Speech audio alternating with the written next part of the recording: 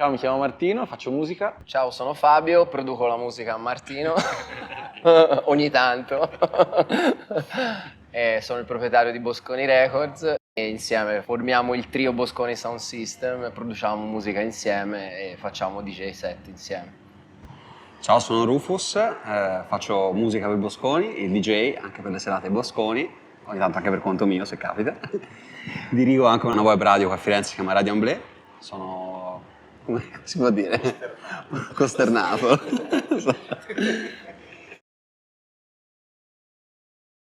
Credo che la dispersione, il fatto di occupare più spazio in meno persone, possa essere sicuramente un mio ideale per una futura città, ma che non sia un concentrato così intenso di umani, ma che ci sia un bilanciamento più equilibrato tra tutte le varie abitanti. Esatto. Assistiamo anche a fenomeni di deurbanizzazione in verità. Io faccio testo, sono campagnolo, quindi sono abituato a vivere in un contesto non proprio urbano. Comunque sì, la componente spazio e natura e qualità dell'aria, del cibo, del clima è importante. Io sono cresciuto in campagna fino a che avevo 15 anni. Poi il cambio dalla campagna alla città è stato un po' uno shock, tante cose in città le ottieni, le assorbi, conosci, e comunque sono posti di aggregazione dove puoi fare un bello scambio e scoprire tante cose interessanti. La società futura la vedo più collaborativa di adesso, che è molto individualista e che agisce un po' troppo di pancia, vabbè, gira un pochino più con lo sentimento e il cervello.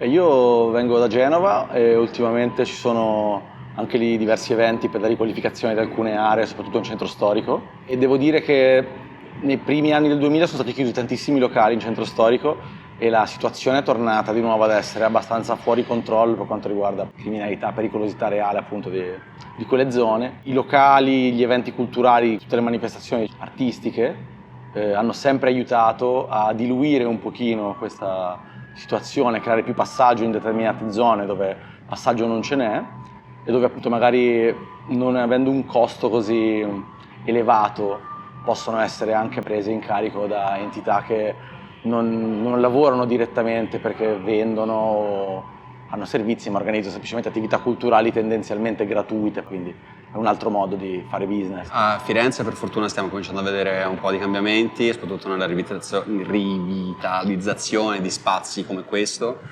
Ce ne sono anche tanti altri che ho vissuto in maniera più illegale, ma quando avevo 20 anni sono ancora disponibili. Ed è un bene che questi spazi vengano riproposti, usati per fare cultura, perché la cultura è un po' l'antibiotico ai mali della società di oggi. Per rendere a questo viversi la propria città, la propria area urbana con una bellezza maggiore, portare arte, dei contenuti, non solo palazzi o il Duomo, quello che c'è di bello nella città, possiamo comunque abbellirla con delle opere d'arte e renderla più piacevole per viverci meglio. La riscoperta di questi tipi di spazi che vanno al di là del centro storico prende un po' ispirazione anche da capitali europee che hanno agito in questa maniera e che hanno tratto profitto e vantaggio proprio da questa ripresa di questi spazi abbandonati come può essere la manifattura, no? Dateci un club.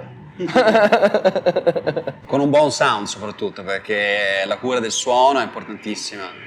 Solitamente si apre un club e non si bada a questa cosa, la gente entra dentro, diventa sorda o sente male la musica, invece poi fare un club con un'ottima acustica, un ottimo impianto tenuto non per forza altissimo ma dove senti perfettamente. E comunque sia riqualificare anche zone periferiche dove comunque un club poi non è disturbante come magari in un centro città. Noi con Bosconi nel nostro piccolo abbiamo stimolato un sacco, ora non siamo la crew hip hop, abbiamo tirato fuori gente dalla strada, però abbiamo comunque dato una direzione a diversi ragazzi giovani, alcuni che suoneranno stasera. Che sono anche di fuori Firenze, dove Quindi, fino a poco fa non c'era quasi speranza, oltre le mura di ci siamo di Firenze, fatti da no? soli, Firenze diciamo. Sud, c'è una scena che viene da Firenze Sud, grossa, internazionale, di grandissima qualità. Di ragazzi che probabilmente senza la musica non so esatto. quanto avrebbero potuto girare così tanto e comunque avere anche un La musica riconoscimento è un concreto. riscatto sociale, ecco, tra virgolette, no? Quindi sì, Culturale. avere degli spazi ovunque siano, anche in periferia, anche in zone da riqualificare, Che poi periferia sarebbe qua, importante cioè, per fare due passi. esprimere artisti, per Certo. farli suonare, per suonare noi, per insomma creare un po' di movimento. E poi perché no anche i parchi, dato che prima abbiamo parlato delle piante che comunque ossigenano l'ambiente, è veramente un peccato che anche la zona delle cascine appunto non sia così usufruita e speriamo, già mi pare che ci siano dei segnali, speriamo che ritorni ad essere quello che era quando ero adolescente, cioè un posto dove tutti confluivano, dove si facevano un sacco di eventi, dove stavano tutti bene, in pace, amore, era veramente una Eri te, figata. Valerio? Eri te?